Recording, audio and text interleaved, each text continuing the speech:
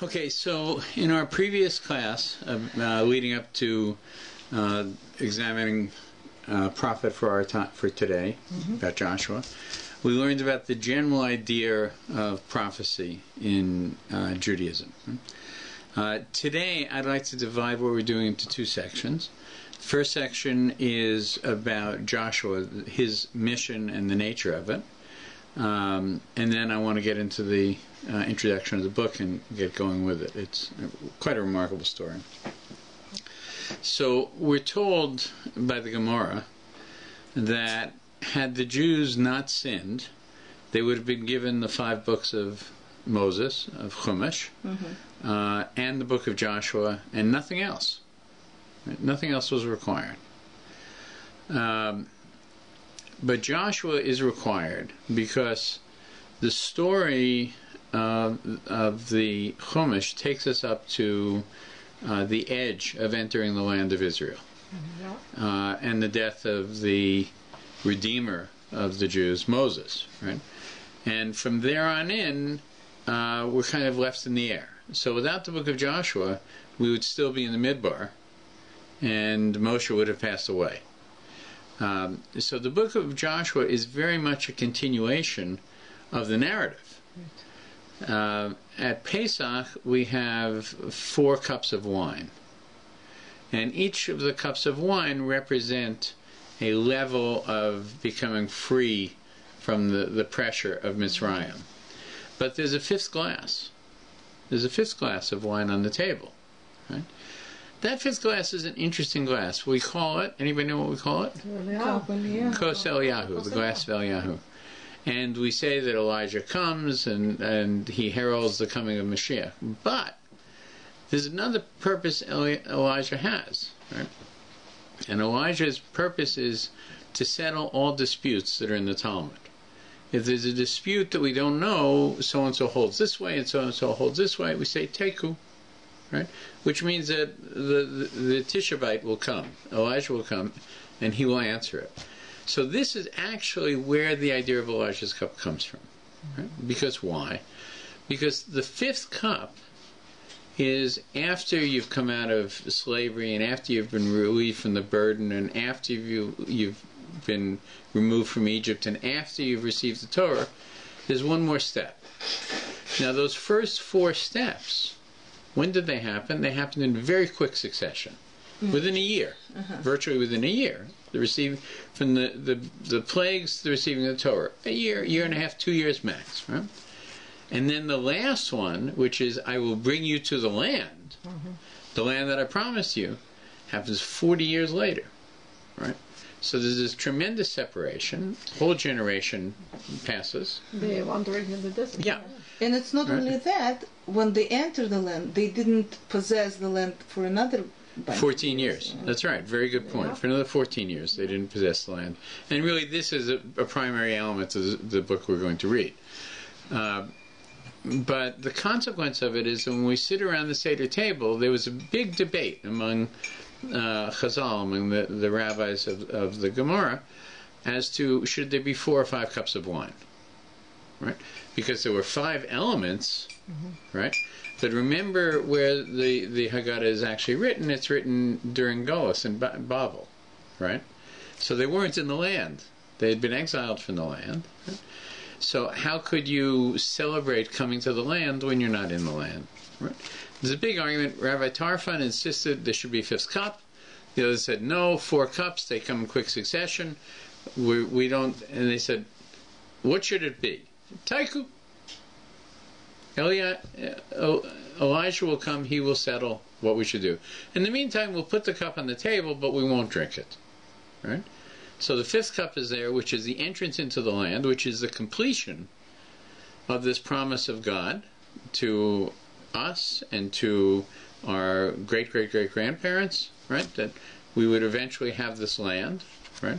Remember, Abraham, Yitzhak, and Yaakov never had the land. They had the promise. But in many ways, they were strangers where they lived.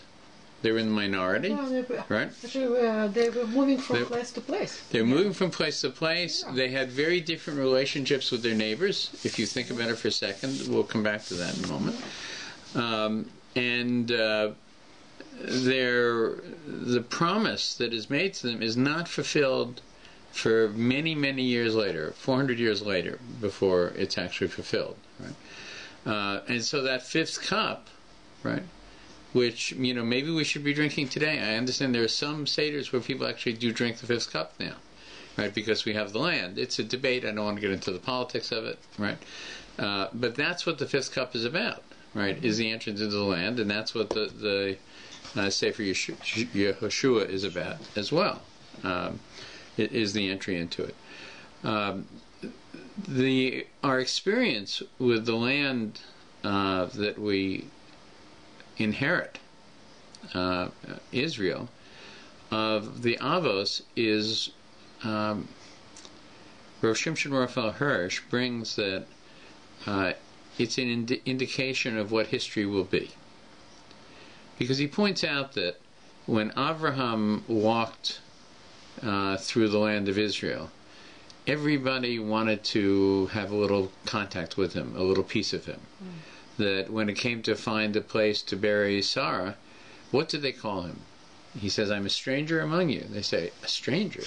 You are a prince of God." You are a prince of God. Melchizedek recognizes, his relationship with God. Everybody has this feeling of, we want to be close to him. He's not us, right? The Avos always were isolated from their neighbors.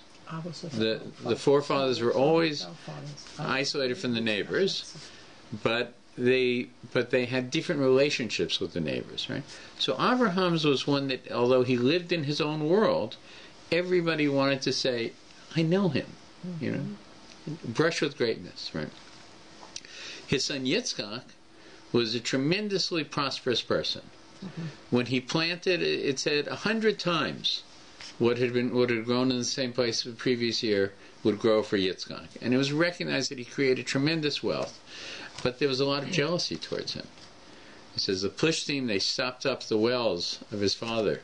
He had to redig them. It was a difficult thing. There was a lot of unpleasantness in the world of Yitzchak. Although he was a tremendously powerful person, tremendously successful person, right? Yaakov, his son, right, had a very hard time, right? He was under the thumb of people all the time. He was under the thumb of his uncle Lavan. He was afraid of his brother Esav. He ends up spending the best years of his life where? In Mitzrayim. The last year of his life, he dies in Mitzrayim, right? It's a very difficult story, and he's constantly under pressure. He died in all the time. Yeah, he's constantly under pressure.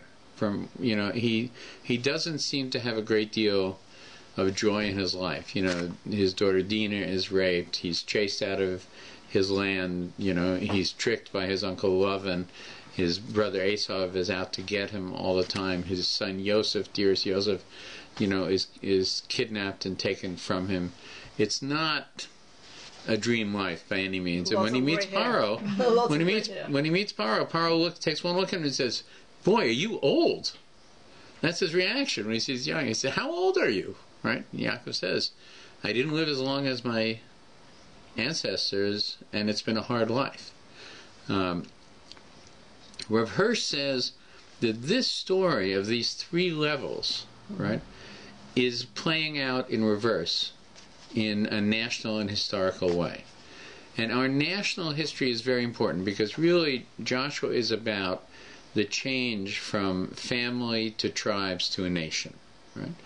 Rav Hirsch says that we began this reversal of process to living in a Golus of Yaakov. Everywhere we turned, there was pressure on us. Once the Romans took us out of our land, right, we have been the despised wandering Jew from place to place. And, people could raise their hands against us, and we could barely defend ourselves. But it seems that the second of the three stages is the one that we seem to be in now, which is the stage of Yitzchak. Very successful. Jews have power. They have, one of the greatest military forces in the world today. They're successful, it seems, in any field that they lay their hands on. Those people who hate us have what to worry about, at the end of the day. We have the ability to defend ourselves. And yet, there is no love to us, from outside. We are very much in the world of Yitzchak, where they were stopping up his wells, but they knew who he was. They knew his power, they knew his success, they knew his hated strength. but feared. Envied. Probably more envied than feared. And feared still. Envied feared. and they worried about Yitzchak. It's true. Yitzchak was like a towering malach, right? But they had no closeness to him. He was not accessible to them, and they didn't like him. It seems there's no sign that there was any warmth towards Yitzchak, right? But, says Rav Hirsch, there's one more stage to come, right? We put behind us the pressure of the Gullus of Yaakov, right?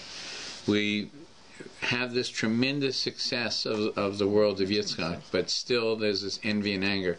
And we look, Germany committed these terrible, terrible atrocities, within the last generation. And today, they're a major diplomatic nation, respected and appreciated worldwide, right? And here we are. Nobody thinks, we're... people question whether we have a right to exist. Our nation has a right to exist. It's a serious question. It's an established nation. It's there. There's no question what it is. There's moral grounds for it. There's political grounds for it. There's military grounds for it. Economic grounds for it. It is a tremendous benefit to the neighbors around us. Everybody, it's a win-win situation, and still they want us out, right? Doesn't seem to be a problem for Germany. Germany, you would think, would be hated by all the nations in Europe that it attacked, right? Not happening. The nations that were dominated by Russia today, they have their own world. They have their own relations, diplomatic relations, right?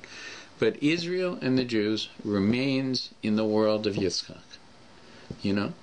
Tremendously successful. Nobody likes us. We're a problem. But Rav Hirsch says that time will pass too, right? And the time will come, right, when we will be in the world of Avraham, right? With all those things, those material and spiritual things, and the nations will look and say, this is how it should be. We will live as we should live, as Avraham did, right? And we will live in a world where people say, it is a Prince of Peace. It is a light unto the nations. Right. Well, how many centuries will come? But it's incredible. Things are moving very fast. Rav Hirsch lived when? How could he 1860s. And we're he talking saw about in the Yitzchak 1860s. In his right? generation, the power of Jew. Yeah, he recognized. You have to remember that the Rav Hirsch actually was coping with the downside of this benefit, right? Remember the Alter Rebbe. Remember the Alter Rebbe, who was imprisoned by the Tsar. When it came time to deal with Napoleon, spied on behalf of the Tsar, because he found that Napoleon's liberality would be a tremendous danger to the Jews, right? And that they would be seduced. In last week's Parsha, we talked about this previously. We're reminded that Yaakov says, save me from the hand of Esav. Save me from the hands of my brother. And the Mefarshim tell us that Yaakov is worried about two things. On one hand, Esav is coming with 400 of the most powerful armed men in the neighborhood. Right now I'm here with my family. Right? Save me from being butchered. Esav is a killer. Right? He was worried about it. So that's save me from the hand of Esav. But the Torah never repeats the same thing twice. Right? Save me from my brother? The hand of my brother? What's the difference? The difference is, if Esav is coming with 400 men not to kill me, but to escort me, to draw me into his world. Right? And there's a beautiful mashal that I heard. It comes from David HaMelech and then from the Maharal. And this whole time, right, that we're reading in the Torah right now, the story of Yosef and Yaakov, right, is about the importance of being able to live in the world and yet have a level of separation. Right? And in this reference to save me from my brother, right, the idea that Esav is going to seduce me into his world, right, and I'll lose that which I'm here for, he points out that David HaMelech, when he talks about the nations, speaks of mayim, of water. He compares the nation to water. We often compare the Torah to water. Right. But in Tehillim, David HaMelech compares the nations to water. Right? And Yisrael, Eish, fire, to fire. The Maharal points out, he says, when you combine a lot of water and fire, you just have water. The fire is put out. Mm-hmm. That's what water does to fire. Right? But when you keep it separate, fire boils the water. It purifies the water, is what it does. It's an amazing mashal if you think about it for a second. So this was Yaakov's concern when he said, "Save me from my brother." Right? I don't want to be doused by this water, of love and affection that will also draw me away from my mission in this world. So this was the promise made to the Avos. You wanted to connect it with the problem with Hirsch had in Germany. Right. So okay, yeah. Oh, right. Yeah. Your point was, how did Rav Hirsch perceive this, right? And that is that Rav Hirsch lived in a world. Come in, Galchka. Rav Hirsch lived in a world in which the ability to integrate into German society was very easy. And Jews wanted to very much be German more than Jewish at the time. And so Rav Hirsch was coping with what is the reason to remain Jewish, as opposed to being drawn into my brother. No problem. So, the point of the book that we're going to be learning in a moment, right, is where do we go after the death of Moses? Where is the narrative after the death of Moses? Where is the storyline after the Midbar? When we're entering the land, right? And what is its relationship to the Jew today, right? And to the nations today, for that matter, when we are again building a nation in the same place. That's really why the book of Joshua is so important to us.